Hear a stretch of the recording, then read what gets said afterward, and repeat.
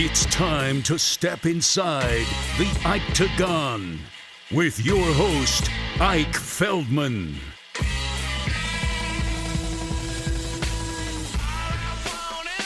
What's up, combat sports community? It's your boy, Ike Feldman, in the studio, in the house with my boy.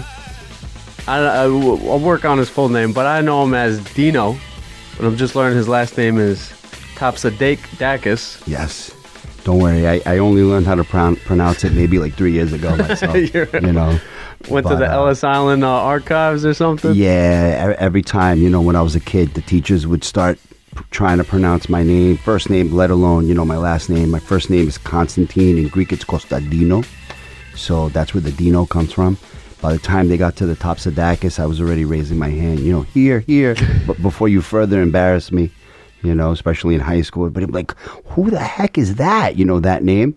And then I'd be in the back raising my hand. Yeah, it's me, man. Sorry. You're always the quiet kid studying? I mean, because you are an exceptional thinker. I heard there's less BJJ black belts in the world than people who have a master's degree or doctorate. Some crazy stats I heard. That can't be right, really. So I'm trying to give you credit here. Don't push away. Look at you doing your Miyagi. From Queens. Are you sure about that? All right. All right. Well, how'd you fall into the Matsura lineage? So I started actually. So let me take you all the way back. Oh, God. We only got an hour. Right. So, yes. So, as a kid, I would love grappling. I would always grapple with my friends, Dean Stavropoulos, all these guys, Steve Tumanidis, all Greek kids, Rob O'Brien. I used to toss all these guys around in my yard, be 3 against 1. I just naturally took to it. Plus, I was a husky kid, in their no defense. Training? Say again? No training? No training. Just growing up, right? Elementary school, middle school, high school. Just really, I took to grappling for some reason. I kind of understood how to position my body, how to use my leverage and whatnot. Then these guys, one day, they ran to my house. They said, pop this, I'm old, so pop this VHS tape. It's something called the Ultimate Fighting Championship. So I look at the cover that they had. They had just rented it. It was UFC 2, I believe, or 1 maybe. And on the cover, it was like a bloody fighter. And I'm like, guys, I don't watch WWF. That's what it was called back then. Now it's WWE. I said, I don't watch that stuff. That stuff's fake. That's probably fake blood. They said, no, pop it in. This is real. You have to see this. You're going to love it. Immediately, we thought of you when we watched it just now. So I watch it, and of course, severely brutal at times. Remco Pardol. I don't remember if I'm pronouncing that correct. I remember he's like elbowing someone, countless times, and I'm like, okay, this is real. Was that the black gi one with the crucifix? No. Unfortunately, that was Gary Goodridge versus another gentleman who his name escapes my mind. But yeah. So to your point, very, very brutal at times. I'm watching it, and I'm like, man, I love this stuff. So of course I get hooked. Those guys kind of fizzled out with it. They were like, yeah, they just brought it to my attention. I get hooked. When I say hooked, I'm trying to find out how to watch it. And, I'm like only 16, maybe 17 at the time. So I'm trying to find out how to watch it, going to people's homes, going to the, video store, trying to find like who has like these old tapes maybe I hadn't seen, Japanese MMA. It was called No Holds Barred, NHB back then. So that's kind of how I had the love for Brazilian Jiu-Jitsu, watching the UFC, of course, Royce Gracie submitting people that were significantly lighter. So, I really admired and respected that art. And I said, I got to learn that. So at the time, I lived in Queens at the time. There was a gentleman by the name of Carmine Zacchi. Now, if you don't know Carmine Zacchi, he's a long-time black belt. At the time, though, he was only like, I want to say a blue belt, which nowadays is like frowned upon. There's a blue belt teaching, but back then there was nowhere, I think maybe a place in Manhattan, maybe in Long Island. I just needed somewhere close. I wanted to learn and just went to check it out. And this guy Carmine's beating all of us up. So I'm like, good enough for me. If this guy can, submit me countless times, I'm like, I can learn from him. So, through the weeks, months that we're training there, me and my buddies, Carmine, who again is a blue belt, he says, hey, my friend, whatever, I'm making it up now, Francisco's coming from Brazil. He's a brown belt. We're like, what? This person must be like a god, Right. So, of course, he comes and, he beats us all up. He's ordering, like, coffee. He makes it look, like, effortless. And, again, hooked, right? So now I moved to Long Island, though. So, I tried continuing to go over to Carmine, but now I can only do it on the weekends. Then, as you know, you have little small kids. It becomes increasingly more difficult. Birthday parties, events, whatnot. So I stopped training for a while, So a lot of setbacks with my jiu-jitsu in my life. I either just stopped training because of life getting in the way or I had injuries. But I always knew you can't give up on yourself. I always say that, no matter how difficult or challenging something can be. Yep. Rio got out. He got off the leash. He'll come back. We'll take a commercial break. No. Okay, he's like running down the street. He'll come back. Are you sure? Yeah. Trust me. Because he was stuck on the tree. He broke off. Wow. No, I detached him. Oh, and I tried to bring him in, and he got out of my hand. Oh, it's okay. He'll come back. Okay.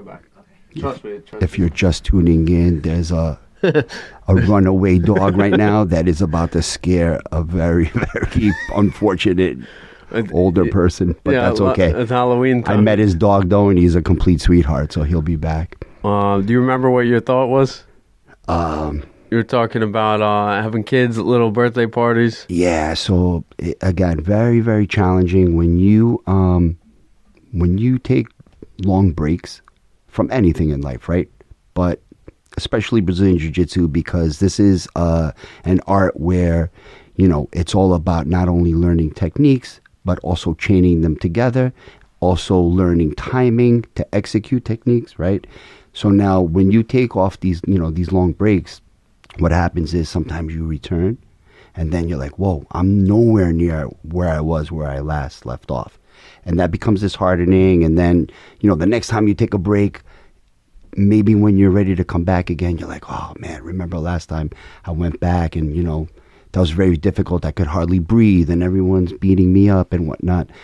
You have to not listen to that inner thought or feeling of, maybe I'll just quit forever. You have to keep going back. And that's what I tell, like, not just the white belts, sometimes even the upper belts, I've had people on the cusp of like getting a black belt and, they've disappeared. They say, I had an injury. Then, it was like kind of, what's the point coming back? I've gained weight.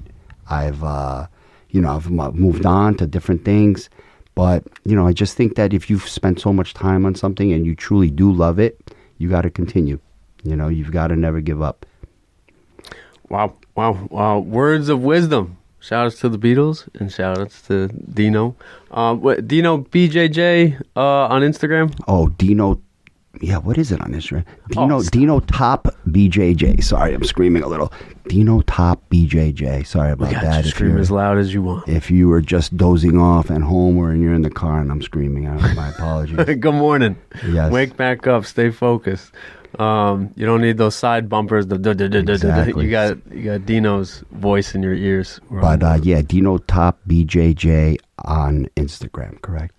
Dude, you're just you have a cool energy. I know the kids call it the BDE now. Yes, definitely. None of my kids in my school, I hope not, are calling it that. But yes, I'm also a physical educator. I'm a gym teacher. You're a cool cat, man. Thank you, brother. Thank you. Freddie Vidal, who's in here a week or I know. two That's ago. my boy, Freddie. Freddie, physical education teacher as well. Amir Lamden, not a teacher, but actually is a teacher now, teaching at Lighthouse BJJ, but like cool guys. Yes. You guys are all cool guys and like relaxed. And maybe I'm so used to this, like the lights, camera, action, but it's like you guys are... I know some people want to get on the mic and mix it up, but it's like, dude, you're here, you're doing the damn thing. You didn't make an excuse, like, and I appreciate you coming through. Pleasure. Like like you said, like the brown belt who finds every scenario in their head not to show up. Like, you could have been like, yeah, no, I got to train. Yeah, no, I don't know if I could show up, but I really appreciate you coming to Mikasa, brother. man. Yeah, I see that a lot, and it's not just injuries. Sometimes, it's it could be maybe they got into disagreement with someone, and they're like, you know what? I'm tired of this sport or this, this art. Little things, you just can't let it get you down, and not just Brazilian Jiu-Jitsu. If you're listening, anything, it's always easy to look at the negativity and I don't want to say have an excuse, but it's kind of true. Look at the negativity and have an excuse to, not continue to do what you really want to do, or especially what you love to do. If something is bothering you, you've got to address it in a professional, courteous way, if possible, and you just move on, and continue. Is that like a big lesson that you've learned to like express yourself? Like, not all of a sudden, why is the toilet seat up? And it's like, whoa, it's not the toilet seat. Is there something else you got to tell me? Like, I'm learning that big time, man. Expressing yourself, not being a gorilla and pounding the chest, like. Yeah, absolutely. I'll give you guys. I said I'm a phys ed teacher, right? I'll give you an example. I used to work with a coworker, and I love the guy, and I'm gonna actually send him this clip. He'll get a kick out of it. But there was a time where he would butt heads with one of our supervisors, and unfortunately, sometimes instead of like butting heads, you just got to work with people. And I used to try to explain that to him, but he was a younger guy, and I understand his point of view, but I try to explain to him sometimes it's just better to kind of be, just kind of try to circumvent any negativity as much as possible. Speak to the person, have them understand your side, understand their side, because they definitely do have a side, right? And also be understanding, because sometimes people are going through things, as cheesy as that sounds, we know it's true.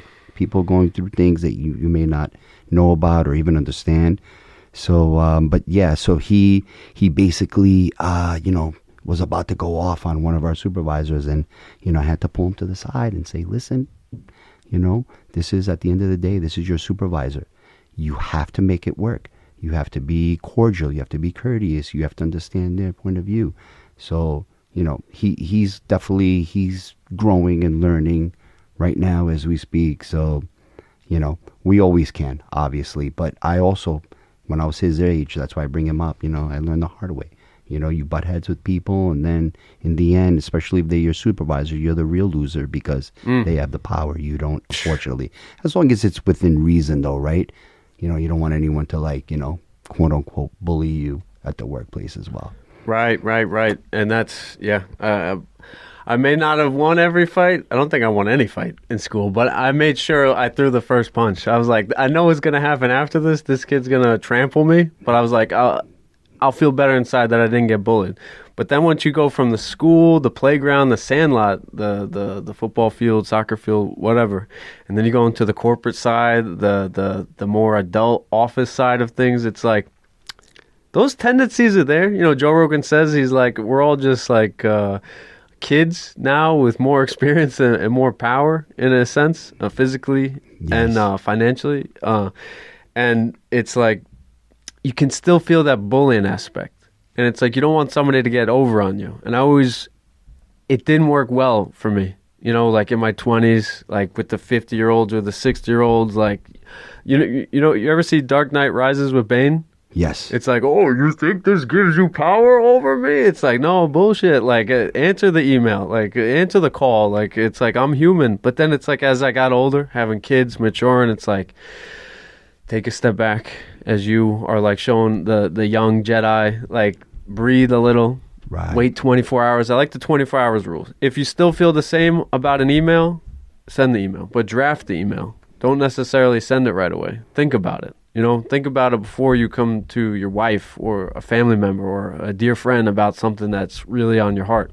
Give it 24 hours. Because you may sleep, wake up, and you're like, oh, it's not that bad. So I'm going to have to disagree with you. Here's why. Okay. In which way?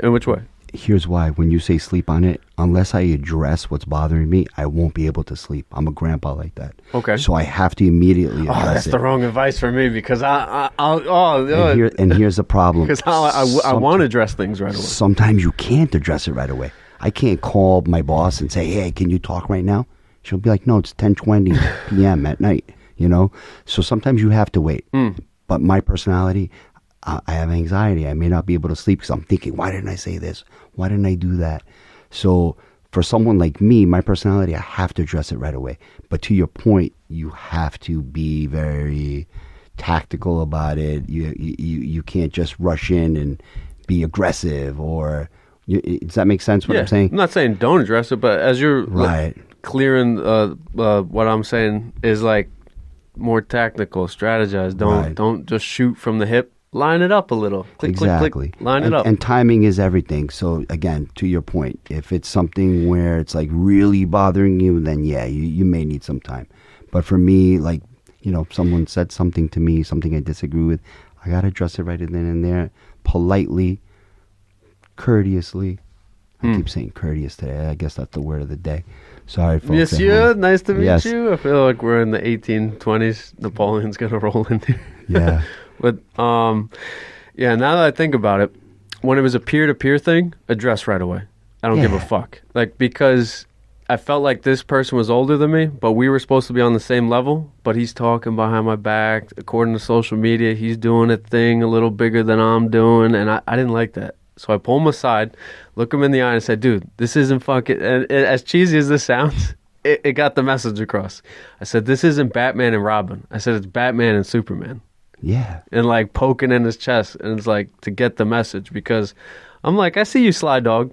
And of course you later find out about the skins that person was shedding and talking behind your back, but it's all part of the process of maturing. How were your 20s? But if you didn't address it, it probably would have bothered you, probably to this day. Well, my problem is 10 years ago I was addressing it too much, like forceful, face to face, banging on people's offices, and that's not healthy either. Yeah, that's not healthy either. You got to be somewhere in the middle, right? You have to say your piece, and they may say, no, I disagree with you. That's fine. I would love that. But you would feel fine and great because you got to say your side without holding it in.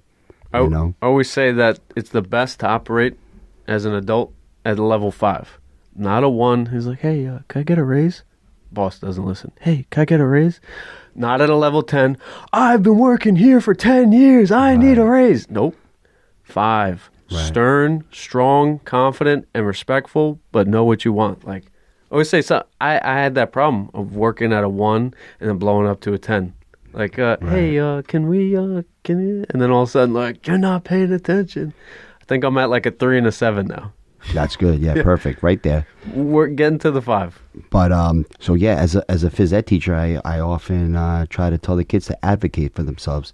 You know, obviously. How old are you teaching? What age group? Right now, I'm teaching grades 3, 4, and 5, which that means they're about 8, 9, and 10 years Bullying old. already starts. Right. So oftentimes I have kids that hold stuff in. You know, maybe someone said something to them or did something, and obviously it bothers them, and they'll tell me because it bothered them. But I tell them, yeah, I'm going to address that student, but I want you also to tell them how you feel.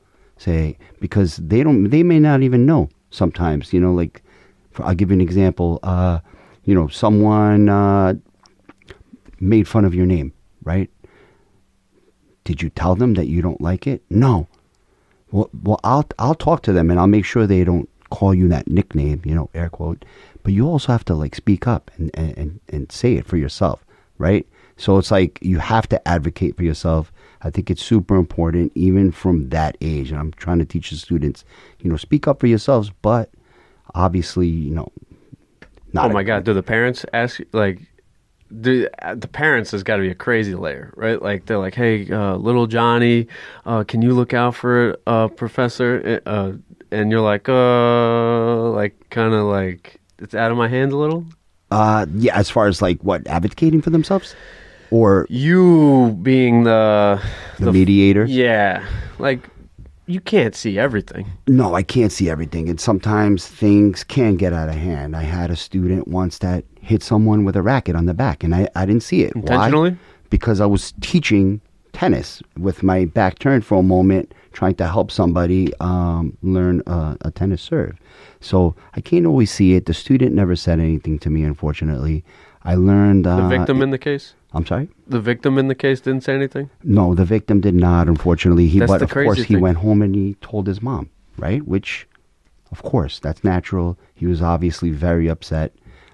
His mom was very upset. She emailed me with an angry email. And I totally get her. I wasn't like, I didn't take it personally, but I spoke to the student the next day. I'll say, please, next time, something like that, you got to speak up. You got to advocate right then and there. We would have addressed the student. I would have went outside after school at dismissal. I would have met with his parent, whoever it was, mom or dad or grandma or babysitter. And I would have made sure that they knew that that person did that, So, again, even from that age, you have to always advocate for yourself. Wow. Wow. And I didn't always do that as a kid. I would do the same thing. In fact, I would go home and I would cry. Maybe my bullies, on my street or whatever, they wouldn't see me cry. I'd go home knowing I'd cry. Then my dad would say, "Did you address it?" And my dad wasn't always of today's, modern world. He would tell me to use violence. Next time, punch that kid back or say this. Curse at him back. And I get that also, and it depends on who you ask. That might even be the correct way, right? I don't know. Everyone has a different opinion nowadays.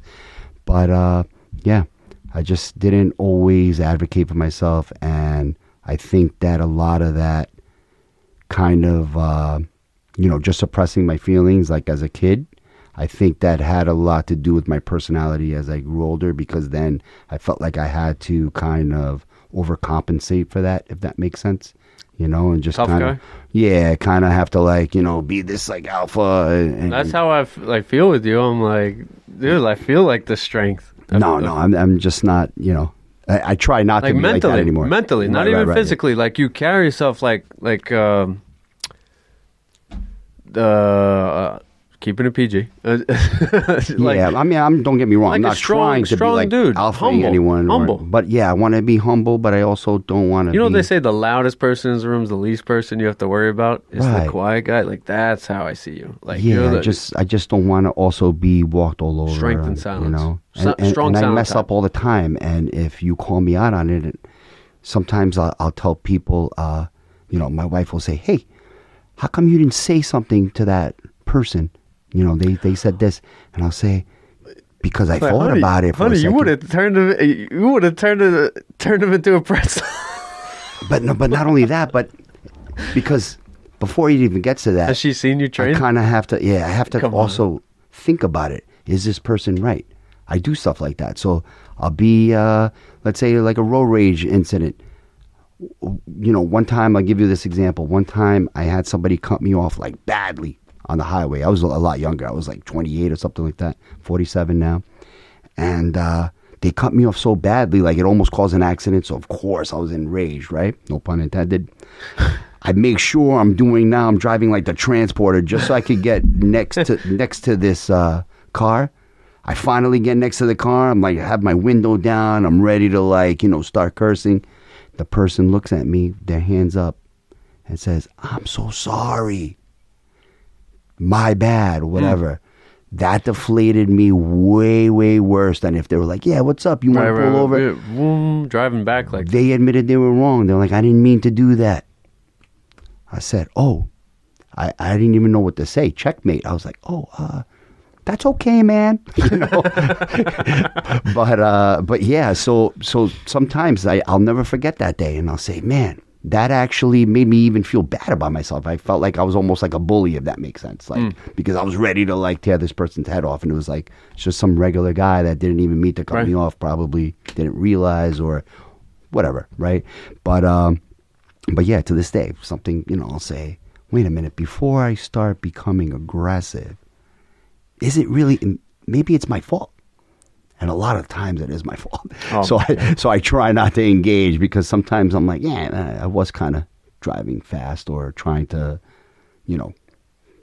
get into the lane, ahead of everybody or something stupid like that, Try not to do that, but once in a while you're a little late for work and person's yelling at you about that, and, I'm like, wait a minute. I'm about to yell at them for me doing something wrong. Right. So I'm just like, my bad. Thumbs up. It's good. It's great perspective, and it just comes from life experience. Sticking with the school, if you don't mind. Yeah. Have you ever thought about, because you are a high-level grappler, artist, chokeout artist. Have you ever thought? Just take the compliment, damn it. Have you ever thought about incorporating the schools? Maybe diffuse bullying in that way. So it's interesting that you say that because many years ago I was working in a middle school. So now I'm in elementary school. I was working in middle school, and I had just started grappling. I was maybe like a blue belt, I believe, right?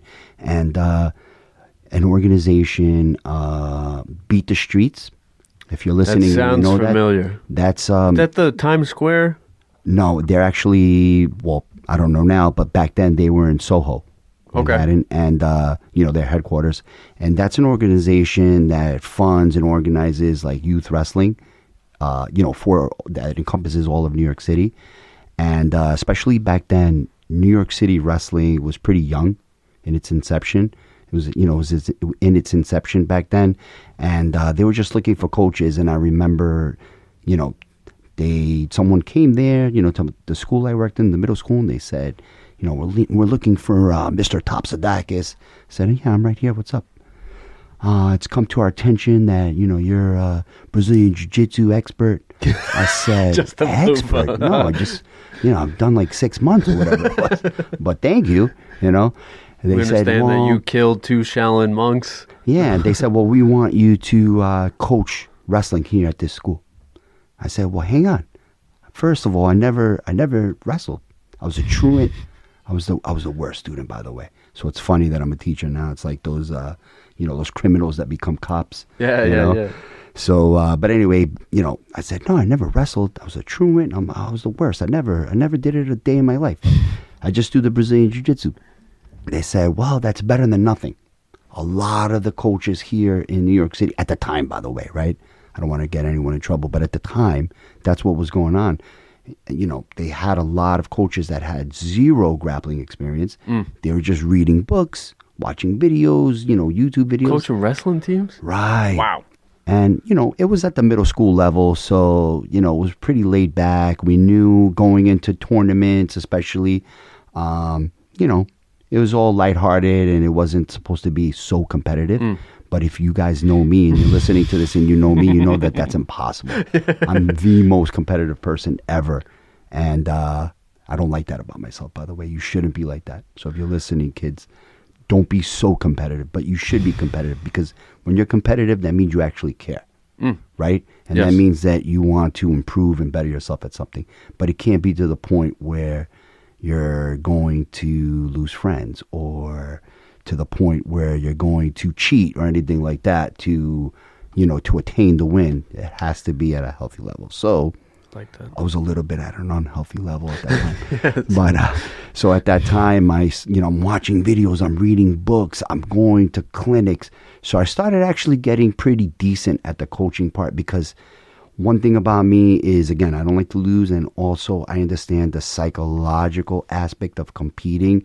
Meaning what? Meaning, I would have kids and I would see them that they were very good. They were, very, at least decent, if not very good at wrestling so far for where they were at, but they didn't know it.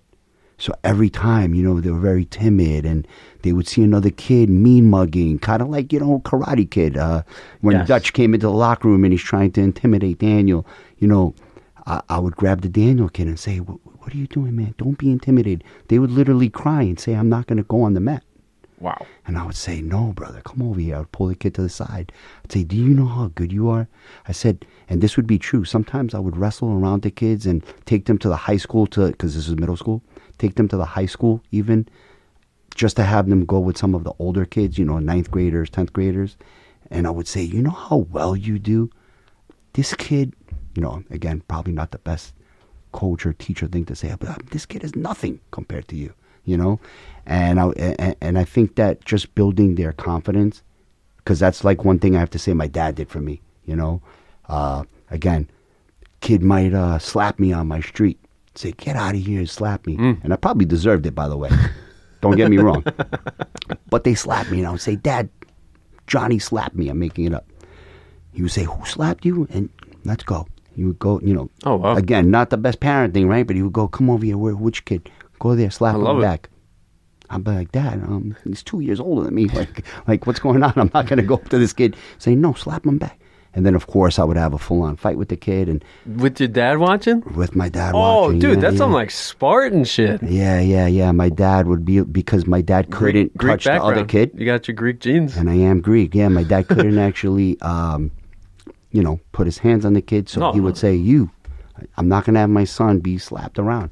He's like, you're going to go hit that kid back, And now that I say that, I realize a lot of people listening or watching, whatever, they would say, what a horrible dad. But Different times. exactly. Not only different times, we're talking 1986, 85 even.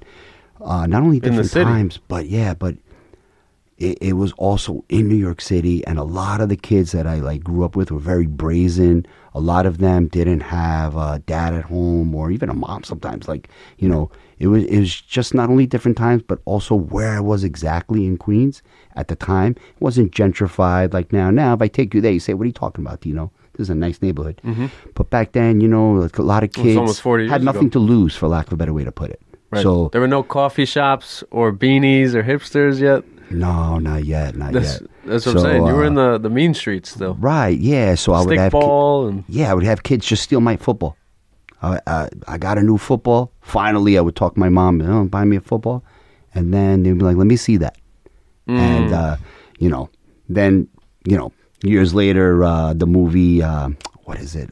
give me an actor. I'll I'll tell you right now, Cuba Gooding Jr. And I this is like one of my favorite movies of all Men time. of Honor. No. What? Jerry Maguire. Maid of Honor. No. Boys in the Hood. Oh, okay. That's why I'm at Maid of Honor. No, Boys in the Hood, where there's a scene where somebody Men of Honor, not Maid takes of the ball. Honor.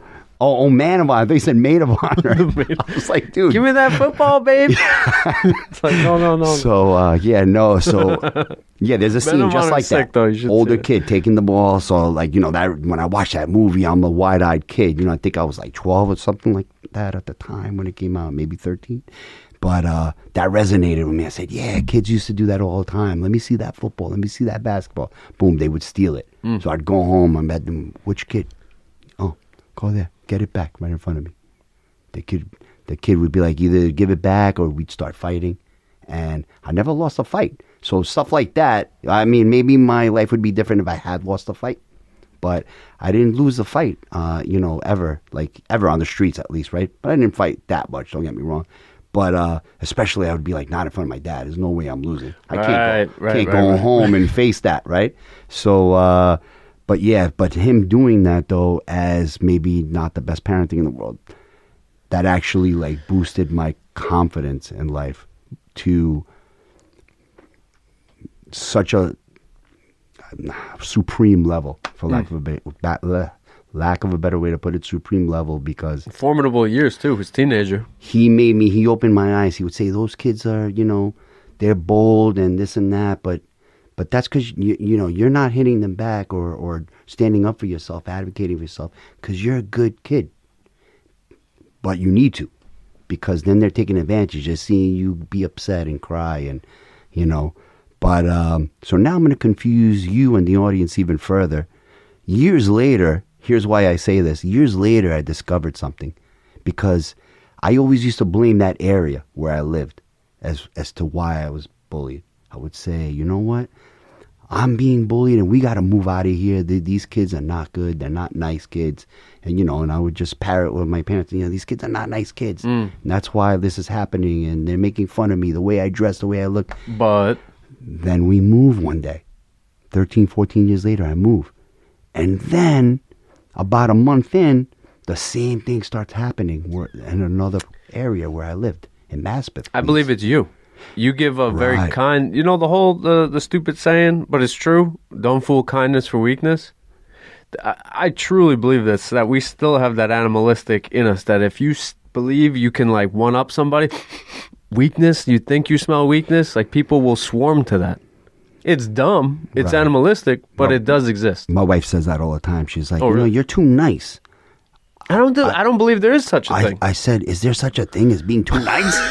How about people stop taking advantage of that? Right, right. But yeah, so when I realized, hey, you're starting to get made fun of, you're starting to get bullied over here, then one day, that's when I had an epiphany, whatever it's called, a revelation. I said, wait a minute, maybe it's not the kids, maybe it's me. you know? And then I started looking inward, and I started saying, There's a Bible verse. You can't let somebody do unto you, or they can't do like whatever you allow, basically. Right. I started saying, I one of the sayings now that I always say is, wherever you go, there you are.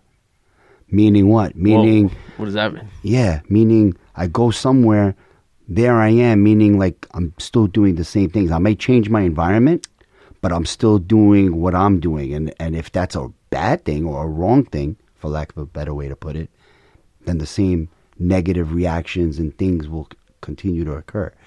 So I remember at such a young age, I think I was 14, I said, whoa, this is still happening. Then it's not the kids. These are a whole new batch of kids. They don't know anything about me. They don't know anything about me. A whole new batch of kids. And, I'm like the butt of the jokes again and this and that. And I'm like, wait a minute.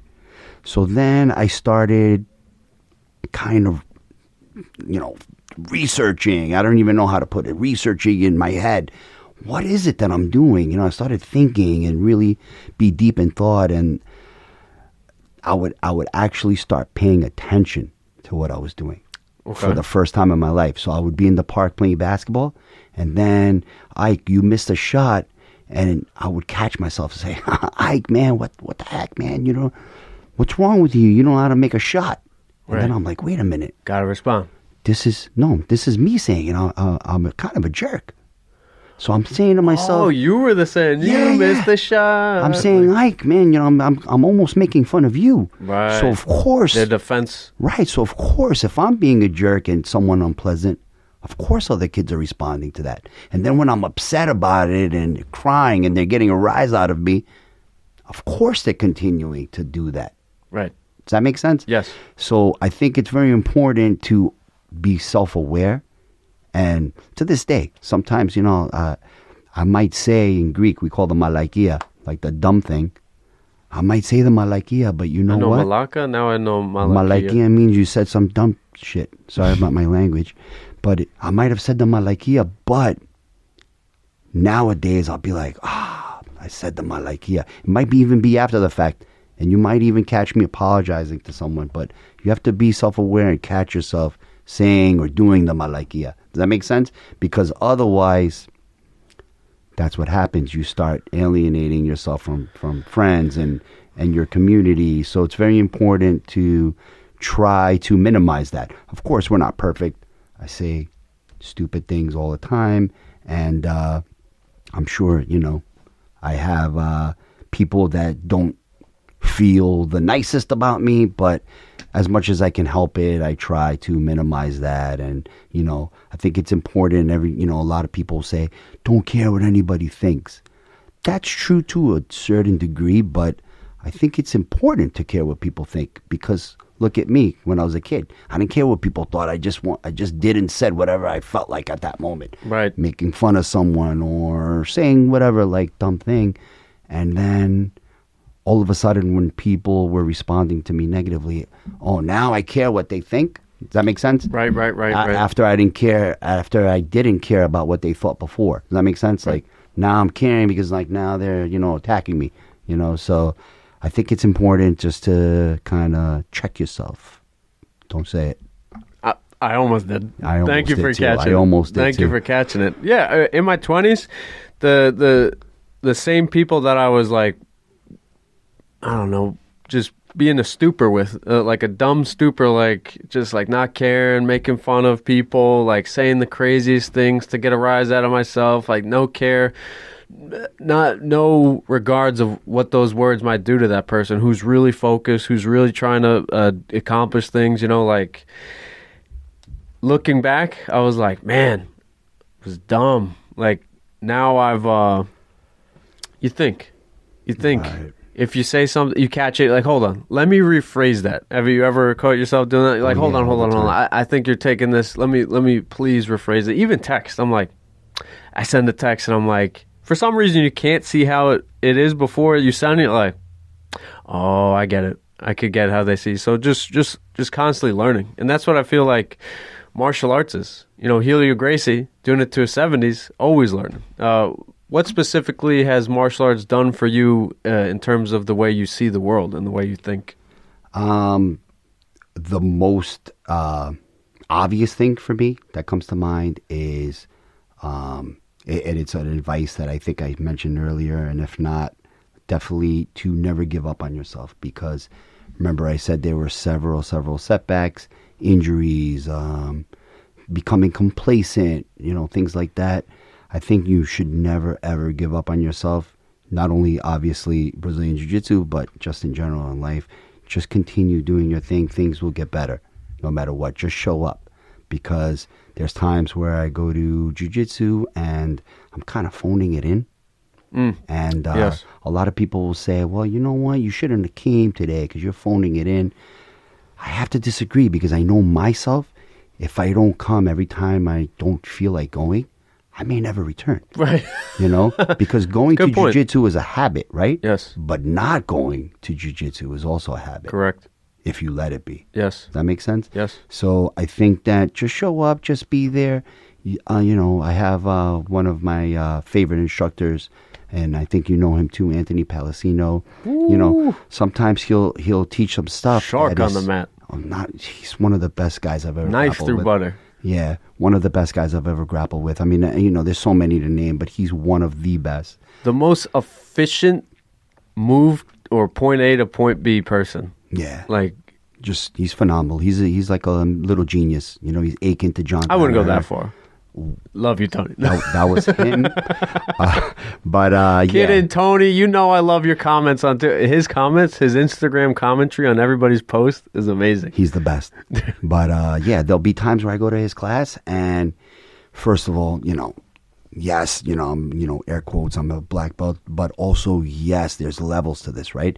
So sometimes he's teaching things where not only I have to really struggle to focus and understand them, but I might not even be able to get into the positions physically, right?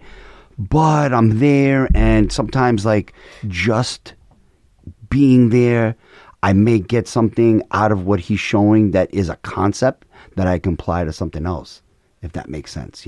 My jiu-jitsu people, if you're listening, thumbs up if you know what I'm talking about.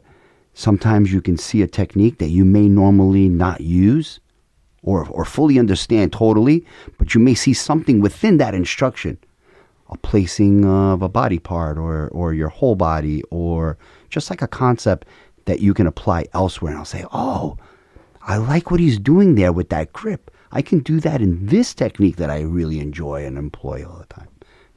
So that's why I think, like, it's important to show up, keep going, because then, like I said, if it's so easy to not go, you may stop altogether. And I think that happens to a lot of people. I'm in that phase, man. I'm in that phase. Like, I can make every excuse, and it's like I have these goals, like, that I will not let it happen to me. All of a sudden, like, 2 years, 3 years, 5 years pass. It's like, I could let an injury, like, make an excuse for me. I let the kids make an excuse for me eating bad, and it's like I have to break that. And it's like, yeah, I'm on that teetering edge, and it's like I know I'll win this battle. I know I'll win this battle. It's happened to me. I'm here to tell you, you can get through that, because like I said, I started training from a blue belt. That's how long ago it was, like maybe 1996, something like that, 97, where there was hardly no Brazilian Jiu-Jitsu schools, let alone black belt teaching. And I started so long ago, I should be like a coral belt, right? Or whatever it is. I don't even know it, But my point is that through setbacks, injuries, I would take 5 years. I had a debilitating back issue. I was able to, like, work through that eventually and come back to jiu-jitsu. Then my wife, like, lost her job. I, like, had to stop 1 or 2 years. I don't remember, whatever it was, but I always said, I'm going to keep going. I'm going to keep going. And I'm glad that I did, because it changed my life. It makes you, have something that you can be proud of when you achieve a black belt, And again, this doesn't just apply to Brazilian Jiu-Jitsu, right? You can achieve, air quote, black belt at whatever you love, whatever you enjoy. If it's being a podcaster, you're a black belt podcaster, or whatever it is. It just has to be something that you think is worth your time, energy, and effort, right? Because if not, then obviously it's okay.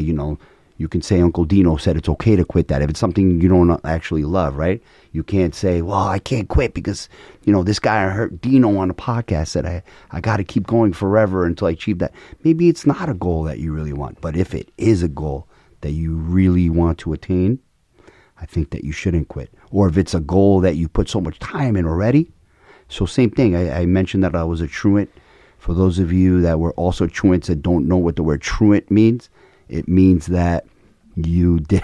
He has his hand up. It means that you were basically cutting school a lot to the point where I was a summer school kid. Yeah. 3 years. Yeah, I was very bad with that. And I know, again, people that are listening to this will be like, well, how you're a teacher? Yeah, I cut school very, very often. I cut school to the point where they were saying I wasn't going to graduate. I actually had to get my GED as a result. Are you familiar with High school diploma. Okay, yeah, because you I know Biggie Smalls. Yeah. Right. So it was to the point where they said, you're not going to be able to graduate and you have to get your GED. I said, okay. So it was embarrassing, right? Probably I was maybe one of how many friends I had that had to get that. It's embarrassing, And I was such a truant, new buzzword. I was such a truant, cutter of school that I even cut the GED classes. These are classes that are cut in the summer school. I drew the limit at summer school. I would show up for that. They're guiding you to get a GED so that you could do something with your life, like maybe even go to college, which is, I'll get there in a second. But I was cutting even those classes. I remember my guidance counselor, whoever it was from the high school, God rest her soul, I can't even remember her name, but I know that she passed now. I remember she called me one day and she was upset at me. And she said, hey, are you cutting those classes too? I said, She said, don't lie to me. Listen to me. You're cutting those classes. I got a call from the GED folks. I said, well, it's kind of boring. And they're showing stuff that I kind of already learned. And I'll be okay. I'll be good. Make a long story longer. I wound up passing the GED with a very high score. Luckily, I don't know how, right? By the grace of God or whatever you believe in. No, you snapped into it. Right. You're focused. Yeah. I pass it, and the lady, again, she's like, I need you to come in to the school. This is my high school now, even though, I was kind of doing my GED. She says, I want to speak to you in person. So I go there after getting my GED. I said, well, I guess she's going to congratulate me in person because I got my GED. This is what we both wanted, right? I go there, and she's yelling at me. She says, I think she might have even called me an idiot. She says, you idiot. Again, different times, guys, right? She said, you got a whatever score. I don't know. She said, that's very high for a GED. That's the equivalent of a whatever SAT. She said, you could have actually, dare I say, scholarship to somewhere. Maybe a small scholarship, but a scholarship. Somewhere good. Instead, now, I don't know what you're going to do. What are you going to do? So I said, I don't know. Again, I took more time off, just being a knucklehead, hanging out with friends and just procrastinating. And then eventually I said, I'm going to make my mom happy. My mom was pushing me to go to college. She says, please go to college. You nowadays without college, you can't really do anything, and that's back then, especially, that was kind of true. I know now. Again, not the end all be all, right? But back then, it was very difficult. YouTube could teach you anything. Yeah, now, back then it was very difficult to be successful without it. You had to really have a niche, or you had to be a very hard worker, which apparently I wasn't. So I went, and now I'm only taking 1 or 2 classes at a time.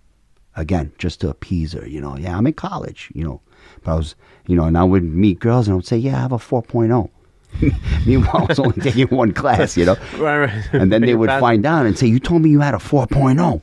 I said, well, I do, technically. I'm killing it in one class. But you're only taking 1 class. But I said, well, where's the lie? So I was that type of, teenager and young man. So, but then I met my wife. And College? no, I wish I could say it was that. I met her at a club, but my wife and my mom and my dad, of course, those are three people I could really say that changed my life, for the better. Because when I met my wife liked me a lot, and she saw a potential in me. But, I was a little bit of a loser.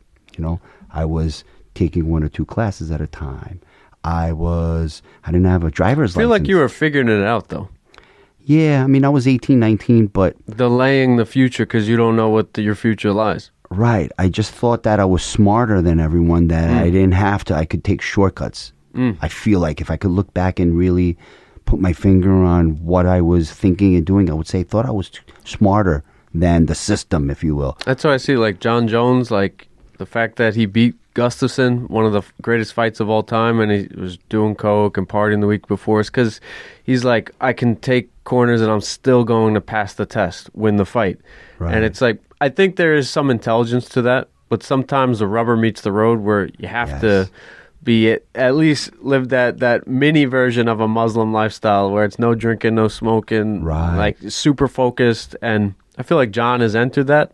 And what do they say? He's got like the greatest fight IQ in the cage, but maybe the worst IQ outside of the cage. Yeah, unfortunately, he got into a little bit of trouble, right? As a youngin', I always gravitated towards that. I was like, this guy's an amazing athlete. Maybe he's bored outside. Like, I hung out with so many knuckleheads. Juvie, jail eventually, drugs. Like, these were not the best. But now you're out of jail, right? Yeah. No, right? All right. Yeah, bad circles. And it was because I was bored. I wasn't having, like, school was boring to me, man. There was no media class. There was no so jujitsu. It's not just me. Okay, I feel better. Nah, and that whole attention span shit, the ADD, sorry for my language, but you put any attractive teacher in front of a 15-year-old, doesn't matter whatever gender, the hot teacher woman, hot teacher man, put it in front of the kid, they'll pay attention to social studies in George Washington. Don't tell me that, like, oh, my son can't pay attention. I think it's where you're... Is that kid playing Fortnite for 3 hours? Playing Call of Duty? Is he, like, amazing? Like, kill to death ratio? Like, right. It's all where the focus is. That's why I think it really is, like, do what you want to do. You'll pay attention to it. Yeah, you do have a point about focusing. That's actually one of... Dude, you're a savant. You're like a jiu-jitsu savant. Definitely not my strong point. Like, I don't even remember what you were saying. But no. Me neither. But seriously, it's very important to focus, as you said, because nowadays a lot of the students that point was John Jones was losing focus, and I related to that, and it's like, if he could fight 12 times a year, once a month, I guarantee you he wouldn't be messing up outside of the cage, it's that saying, idle hands do the devil's work. Right. Yeah, definitely. I see it in students now. I think that and us adults, myself included, I'm glued to my phone, and I hate that, and I know that it's bad for me, and I still do it, and I'm an adult. But then I see students, young kids, 8, 9, 10 years old, that they are got obsessed. phones? Jeez, I think 12 should be Maybe not in school. We don't really allow that. But I know that they're obsessed with it because I see them either after school, in the schoolyard, or their parents will tell me. And then I can also tell by the way they are. A lot of kids nowadays, they just can't really focus. And that's not everyone, right? I know there's a lot of parents that are doing the right thing. They're not letting them have so much time on devices, but I'm just worried right now about our young generation coming up with all the devices. I'm lucky I didn't, and I'm lucky that although my kids are on devices and they're obsessed with their device, I'm lucky that it didn't come out. It came out, they were really prevalent a little bit after their like formative, like early childhood years, so this way they were able to like go outside and play with each other and friends. But I just don't know now, the kids that are like 2, 3 with an iPad, I just don't know how that's going to affect them long run. You got to be careful. You can't let it be the babysitter. It could at times. It could be handy in a restaurant right here. Yes. But true. So I totally get that. And I know you're a dad of young kids. But it just can't be all the time. And then it can't be also to the point where it's almost like an addiction where they feel smothered. Give it to me. I need it. I'll do anything. Right, You know, that's like a has to be crackhead. like, right. And Dopamine unfortunately, a lot of people are like that. And that's adults too, right? If I took your phone away for a week, or I won't use Might an get example itchy. because I'm gonna use myself. You took my phone away for a day. I don't know how well I would respond. I wouldn't, we do everything on there. So I think it's important to not be so reliant on it. And We're all learning this new technology on the fly. yeah, I I think- have my calendar on there, my GPS. I turn my GPS to go from my job to my home, something that I've done thousands of times. I'm like, And your Instagram's on there. You're at Dino Top BJJ. Dino Top BJJ on Instagram, folks. I think what you and Freddie are doing is incredible. I think Wait, I'm sorry. Where does he work? I didn't even. Westbury. Westbury, okay. That's one of my favorite people over at Sarah's. He's a fighter. He, for No those of you that don't know coincidence. him, Freddie Vidal. He's an MMA fighter that trains out of Sarah Longo. I don't see him that often because I think that he's mostly at Longo's gym. Mm-hmm. He can correct me if I'm wrong Yes. in the You're right. comments, but I don't see him that often. But when I do, he's such a great kid. Yeah. Such a great person. After talking to him, I've learned more why he's always got a happy face. He's Yeah. like, it's just natural to carry good energy. Super humble, fun role. We always work out. We work out hard. He's incredibly talented, and I think that again, if he, like I said before, never ever give up on yourself. If he never gives up on himself, I think that he could do great things in MMA, Yeah. or even physical education. Yeah, I think both. that he's a great person, and I think that he can do whatever he wants. I think the UFC will be like following him like while he's teaching class, one of those cool things, and then goes hit mitts afterward, like with Ray Longo, like some cool thing with that. I could totally see the UFC or News 12 like doing something on Absolutely. Freddie. He's going to do great things in MMA, but you're doing great things, I believe, for the world.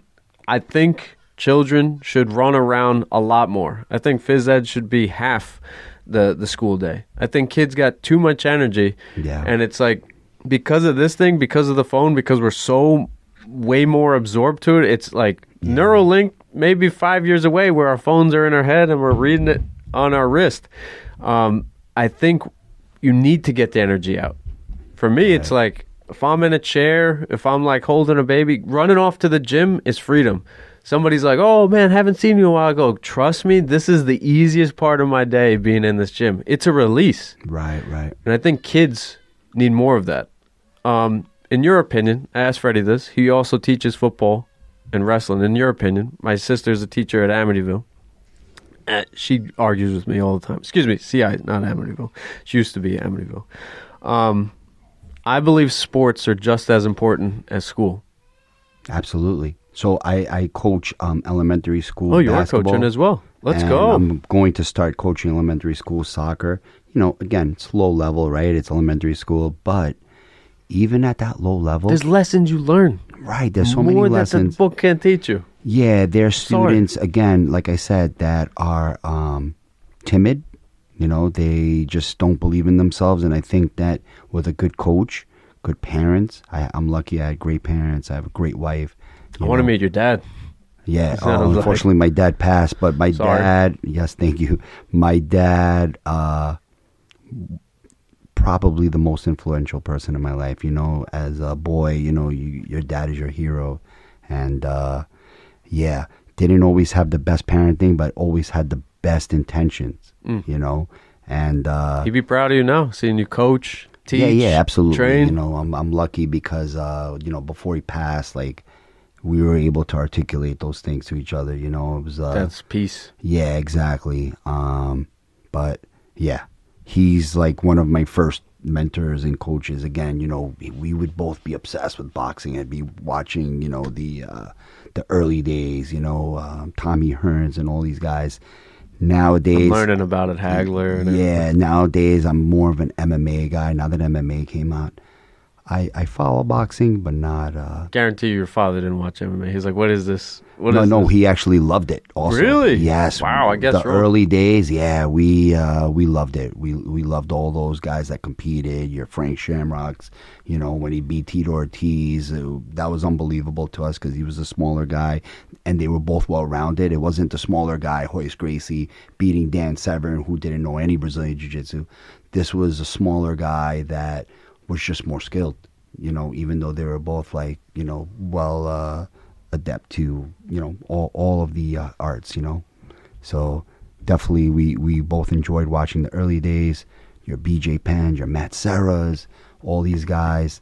Fedor Emelianenko, for those of you watching, that's probably in my mind one of the greatest of all time. I know you mentioned John Jones, and I don't know how big your podcast is, so if he's listening to this, John, I'm sorry, but I think you're a great fighter, but there's other fighters that didn't have their legacy marred with, any GSP. Drug use or any kind of, let's just say, drama outside of the ring. I agree. Because I think that although people say, I'm an athlete, I'm not, I'm just doing a sport. I have nothing to do with what other people, who look up to be. I don't care about that. I think that unfortunately you may not look at it like that or not care about it, but that is part of the sport. People look up to you, think you need to be, you need to carry yourself professionally. You need to carry yourself honorably. And again, taking banned substances, if he did. So if I'm making a mistake and he didn't, my apologies. But if he did, I think you're an amazing fighter and maybe the best fighter. But I would have to say that your guys like George St. Pierre, Fedor Emelianenko, those guys didn't pop, right? I don't want to get canceled here. No. But all these guys that don't have those asterisks next to their name, I would have to put them above him if we're doing like a MMA Rushmore here. Khabib's even close, too. Khabib. Because he lived a clean career. Although I'm going to say something that is not popular on Khabib, and I really enjoy Khabib. He's one of my favorite fighters. But I'm going to have to say that I wish I would have seen more because he went out on top, which is actually smart. Again, I like saying I'm going to further confuse you because I'm saying one thing, but then I'm kind of like... It's like Volkanovski, though.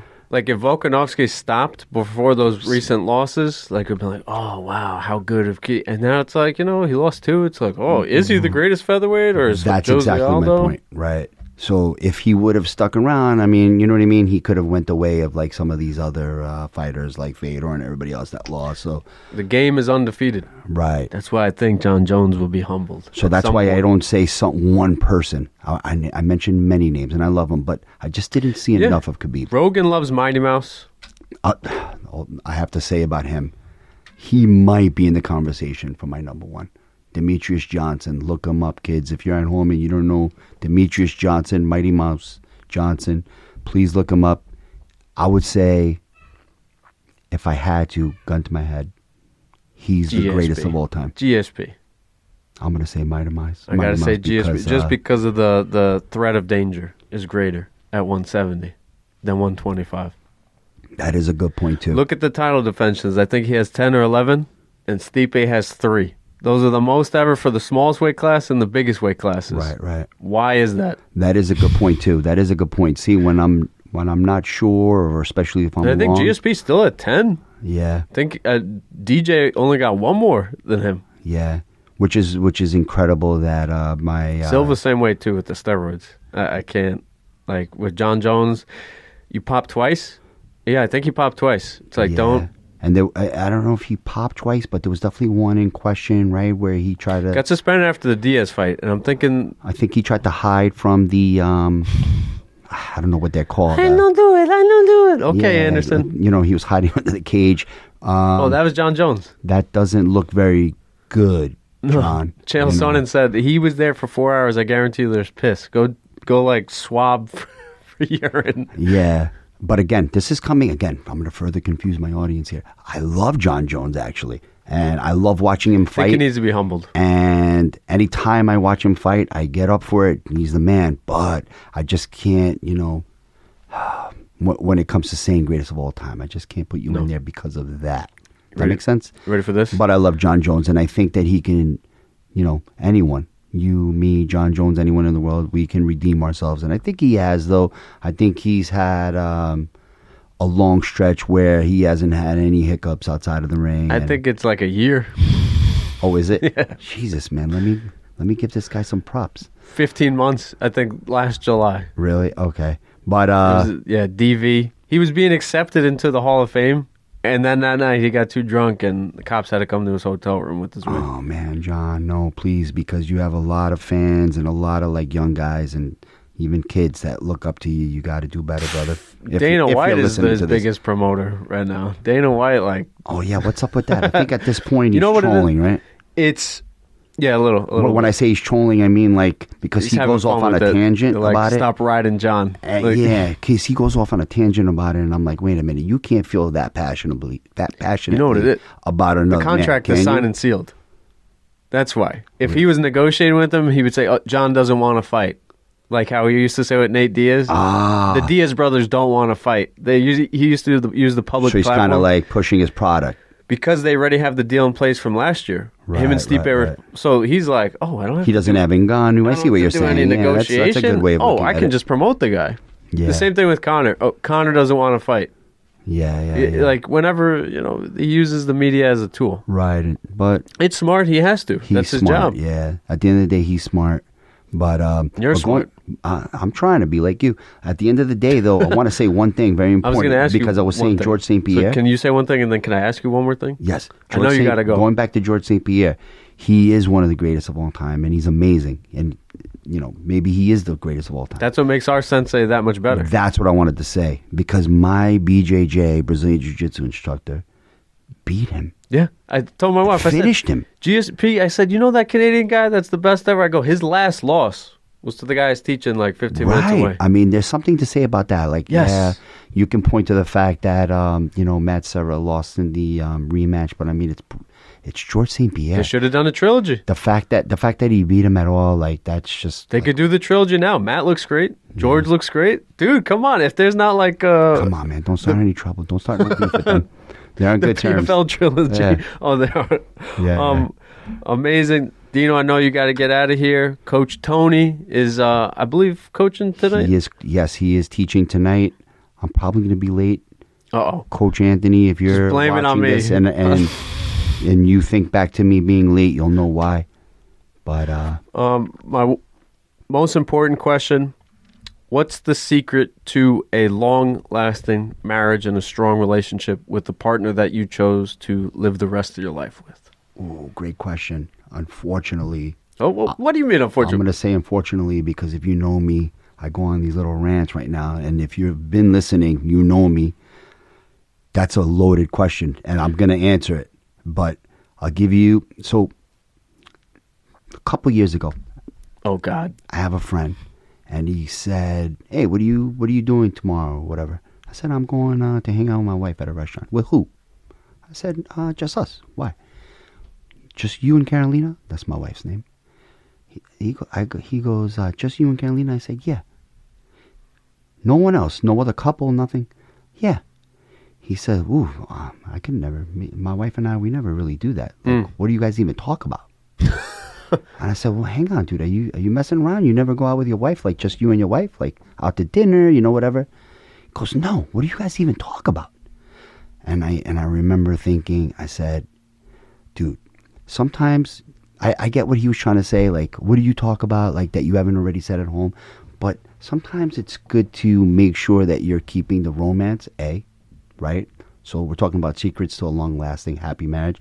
You got to keep the romance in it. You want to be best friends. So on these, like, air quote dates, we may be talking about the kids, but, we're laughing at it, like, Alexandra did this, Julia did that. You want to be a team. You want to be on the same page. And again, sometimes you can't always be, right? Because you have differing opinions. And that could be because of your different upbringing.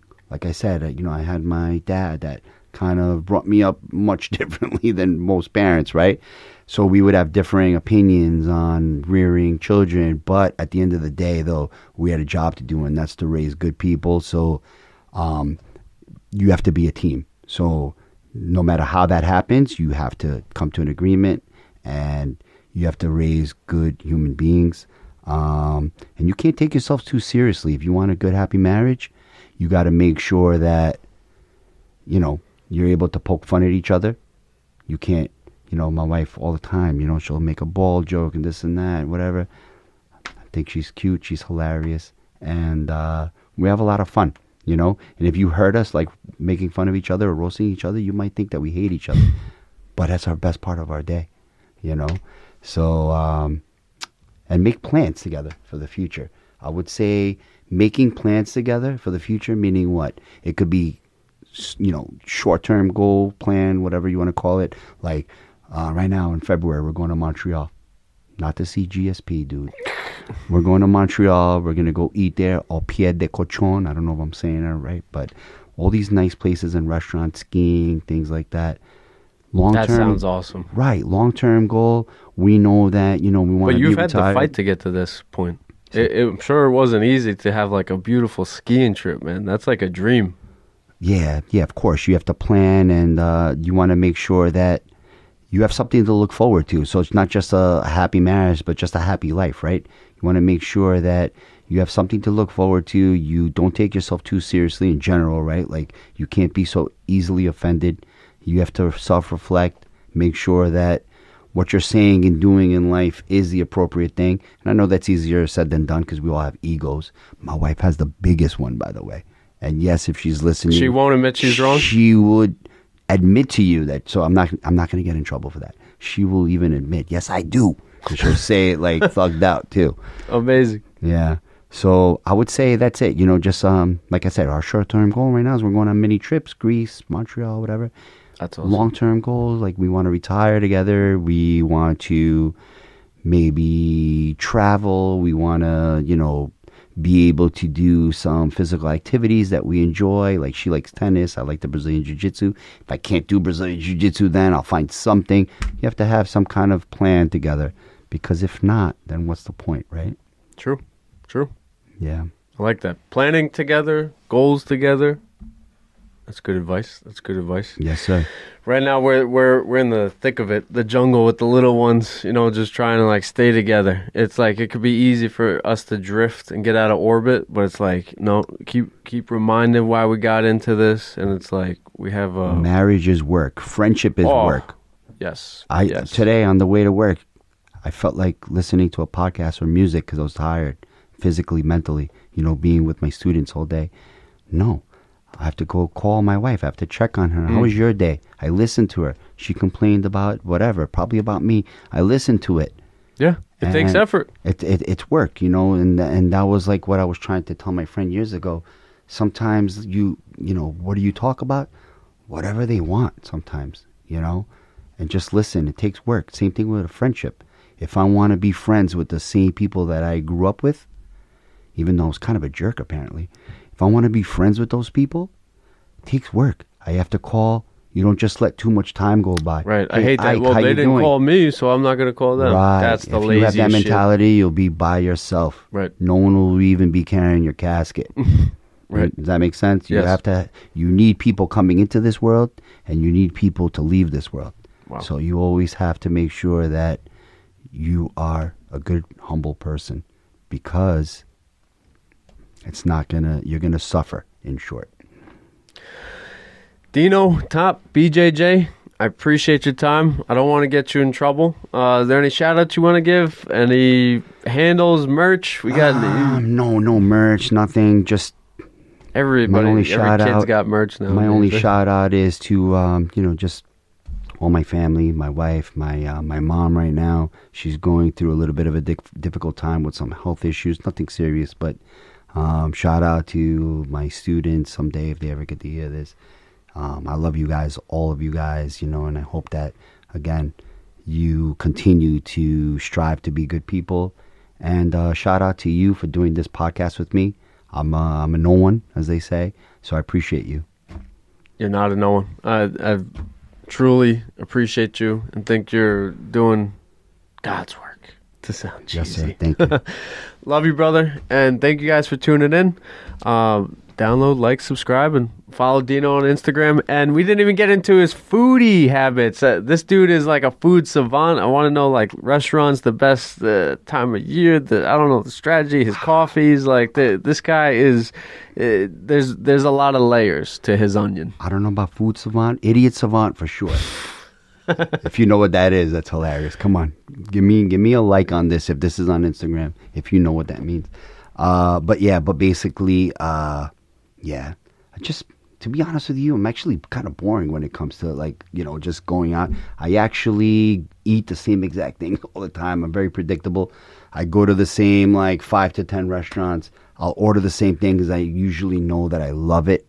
Yeah, that makes sense. That sounds amazing. If you know like a certain appetizer, a certain dessert at different restaurants, right. Like that's same thing. Even at work, I bring my own lunch, and it's usually the same type of thing. Oh. I make like my Greek yogurt with some mixed deluxe nuts. No Diddy. What else?